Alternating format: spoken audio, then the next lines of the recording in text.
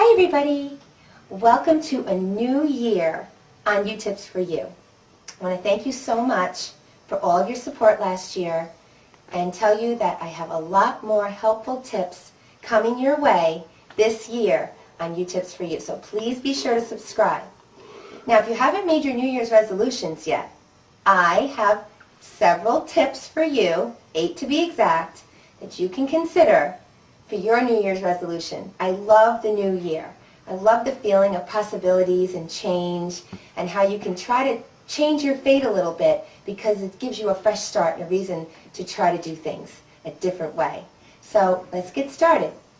Okay, so the first tip I have for you, my suggestion for your New Year's resolution, if you like, would be to add green tea to your diet.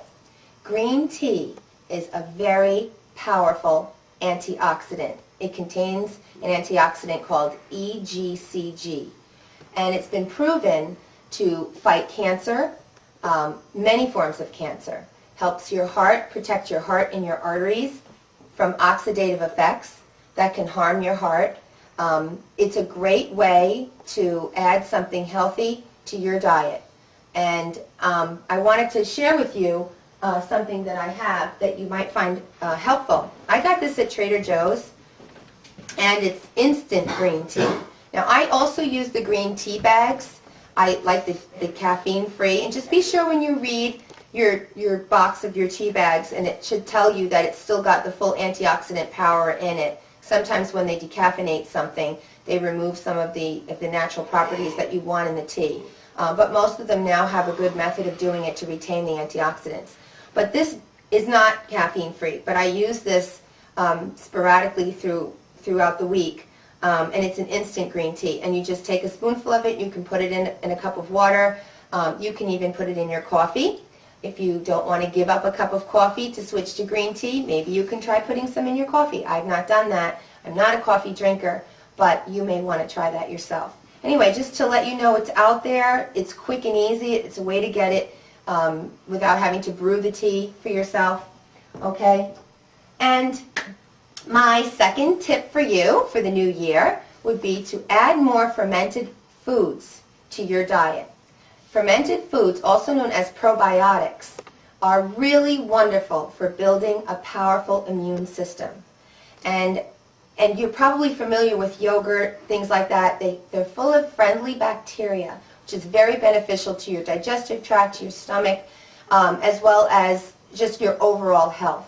So foods like cheese, which you can add in moderation to your diet, sauerkraut, kefir. I do have a video up on making smoothies with kefir. You can just drink it plain, but at the end of the video I will refer you to that video so you can go take a look at it. It's real fun and it gets you acquainted with kefir. Of course, yogurt, miso, tempeh, those are just, and buttermilk. Those are some of the foods that contain, that go through the fermentation process, making those friendly bacteria foods for your body. Okay? So keep that in mind. And while we're on the subject of adding things to your diet, there is another thing I would like to suggest for the third thing, and that would be omega-3 fatty acids.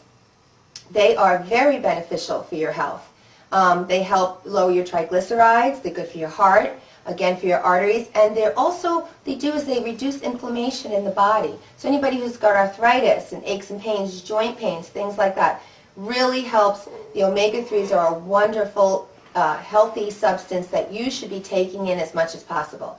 Now you can find omega-3s in deep northern cold water fish, as well as sardines and mackerel. There are some vegetarian sources as well. Flaxseed is one of them. You'll always want to make sure though that you have, if you buy ground flaxseed, it's already ground, that it's been kept in a refrigerator because it can go rancid very easily. And if you buy the seeds, they should also be purchased from a refrigerated case, and then you'll just grind up as much as you need that you want to put on your cereal or yogurt or whatever. But flaxseed is a great way. Oh, and walnuts. Walnuts are very high in omega-3s. I have them all the time with my breakfast cereal in the morning. I love walnuts. I love nuts in general. With the fish, I do eat a lot of fish, not, I would say every day, but several times a week I do try to have fish. Salmon is a wonderful choice if you like that, but be leery, of course, of the deep sea water fish that can contain mercury or PCBs, things like tuna, swordfish, cod, things that are, very large fish with large body fat content that can store the mercury and the PCBs. You'll want to make sure that you limit your intake of that and stick to the fish that you can have unlimited amounts of. I love flounder. I eat a lot of that. And that has, you can have an unlimited amount of flounder and not harm your body. So, something to keep in mind. My next tip for you is to try to eliminate the stress in your life. That can be easier said than done, I know. We've all got stress. Just, getting out to work, doing all the things we need to do, schoolwork, etc. can be very stressful. But I do have a suggestion for you to try to diminish that stress a little bit. It's how I stay organized and accomplish all the things that I have to in a day. I have children, I have things, I have projects and stuff. And that is to maintain a schedule to try to eliminate your procrastination. Because when you procrastinate, and whatever it is, if it's a homework assignment or if it's something that you need to do around your house, the longer you procrastinate, actually the more stress you build up. Because just knowing that you have to do it constantly just depletes you of energy. And you just feel like, oh, I just don't want to do it, I don't want to do it. Well, you know what? Just do it. Get it done, get it out of the way, do it early so the pressure is not on you to finish it in a timely fashion, and you'll see you'll be much less stressed out. There's also other ways we know to reduce stress: meditation, exercise. Those are very important. But I think that we do it to ourselves with the procrastination, putting things off. A lot of people write to me and ask me, especially high school students, college students, they tell me they don't have time for exercise. And that's my next point. I want to tell you to walk. Walk is wonderful. Walking is a terrific way to get out, exercise, get some fresh air. You don't have to be in a gym. Everyone can do it. It's free. You can do as much or as little as you would like, and it's something that you should do quite a few times a week. Just take a walk. It stretches your legs. If you have a sedentary job, go for a walk at lunchtime.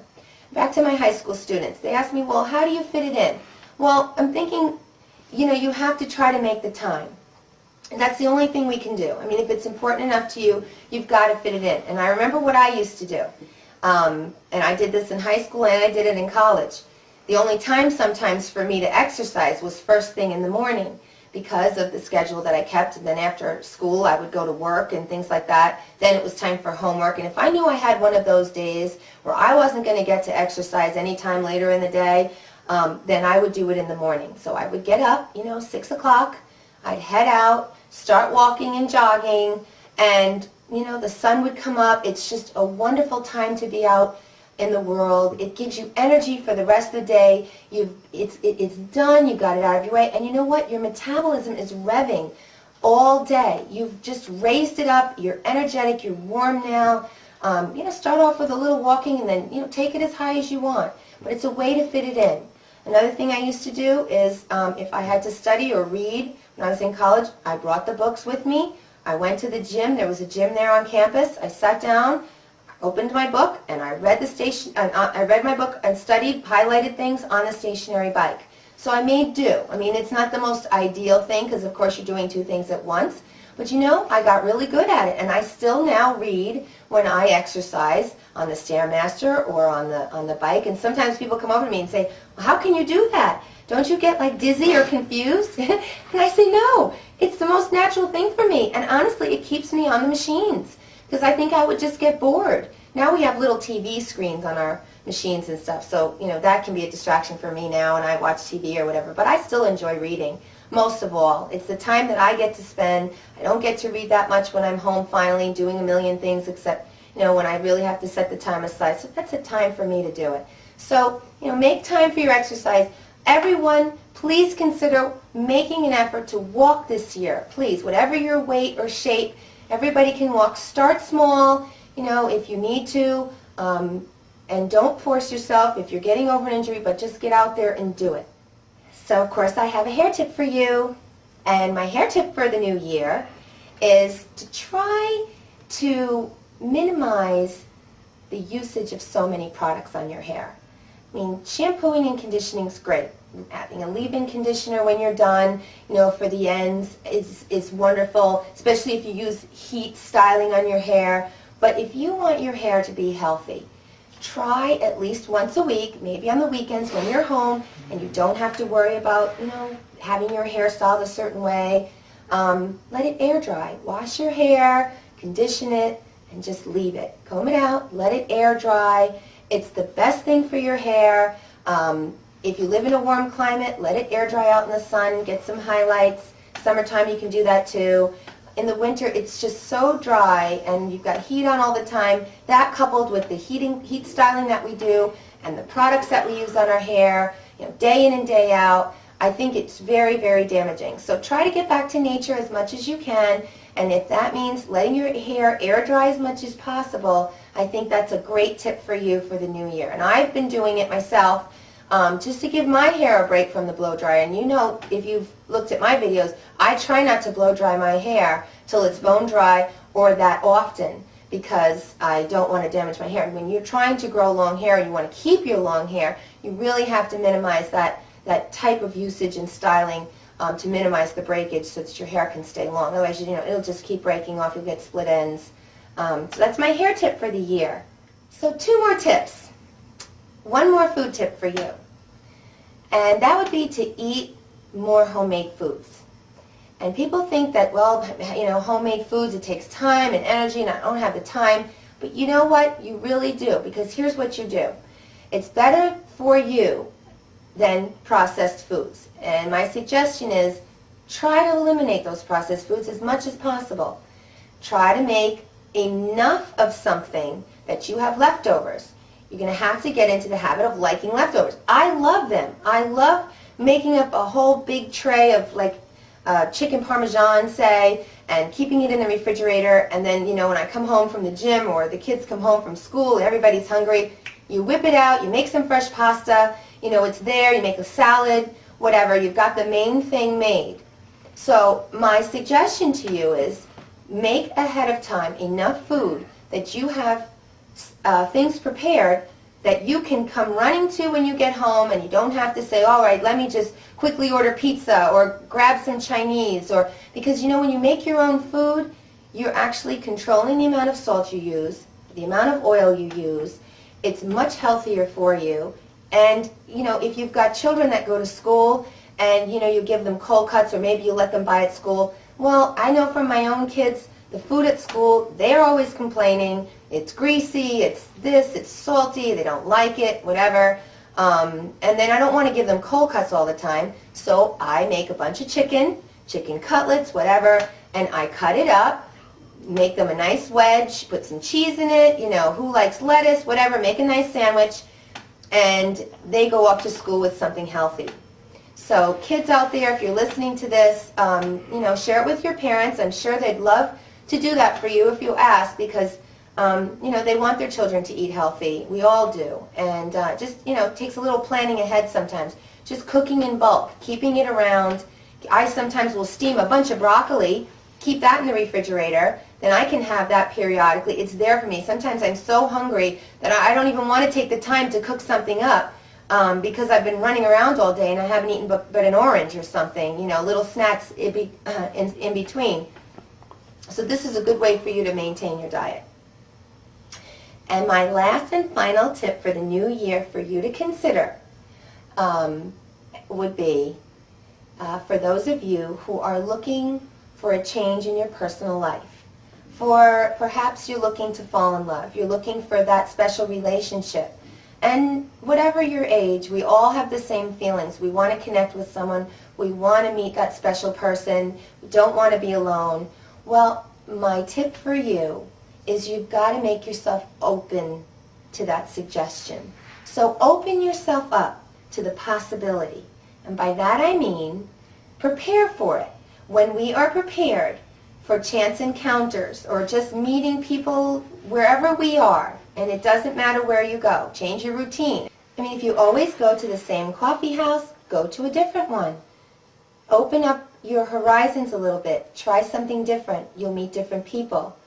And I'm not saying you have to talk to everyone around you, but if you're open to being friendly, then you'll be surprised how many people that you will interact with in a given day. Smile. Smiling is a wonderful thing. If you go to a gym and you walk by someone, well, you're all friends there. I mean, you may not know the person, but if you pass someone, smile. Not a big, gigantic, teethy smile, but just a little, like a little acknowledgement. It brings about a good aura for you.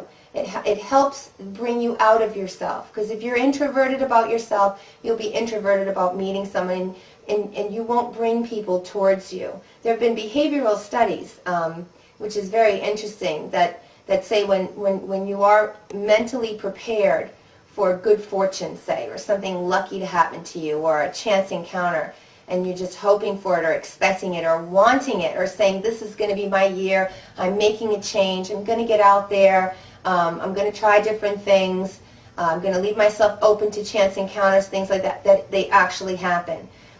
You can take two people and have them, walk down the same road, and there could be $10 sitting on the road, and one will just walk right by and not see it, and another one will just say, ooh, look, $10, and pick it up. You want to be that person, the one who's aware of what's going on around them, smiling at people, maybe chatting a little bit if you're online somewhere at CVS or at the supermarket.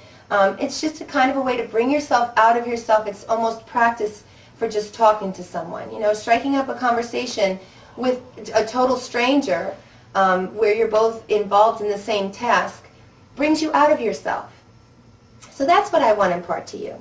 That this could be your year if you help it along. Nobody is just lucky. They are open to the possibility. So you be open to the new possibilities in this new year. Because I always feel like whenever there's a new year, that we're just, the year is waiting for possibilities. In fact, you go to the same place after New Year's, like, the day after New Year's Day, say, and you go out and you go to the same store, but everything feels different. It's a new year, and everybody's friendlier, and they've left it all behind them, whatever was bugging them in the old year. So make new plans and make new hopes and make them happen, okay? Make them happen for yourself. That's the mantra here on U-Tips for You, because you can make it happen for yourself. So I hope you enjoyed this video. I hope you enjoyed my 8 helpful tips for your New Year's resolutions, ideas for you to think about, mull them over. Thanks so much for viewing. Please subscribe. I have lots more to come. It's going to be a great year. Lots more helpful tips, things to help you lead a better quality life. Thanks again. Bye-bye now.